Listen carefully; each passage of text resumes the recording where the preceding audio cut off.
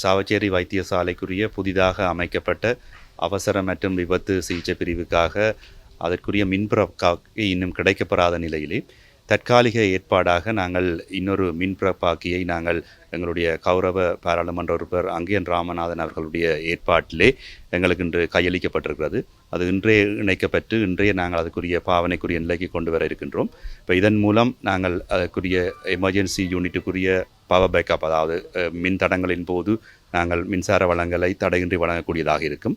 அதேபோல் மேல்மாடி கட்டளத்திலே இயங்கி வருகின்ற மகப்பேற்று விடுதிக்கும் உரிய லிஃப்ட் அதுகளும் சரியான முறையில் இயங்கக்கூடியதாக இருக்கும். எனவே இவ்வாறான ஏற்பாடு செய்த கௌரவ பாராளுமன்ற உறுப்பினர் அங்கேயன் ராமநாதன் அவர்களுக்கு நாங்கள் மனமார்ந்த நன்றியை தெரிவித்துக் கொள்கிறோம்.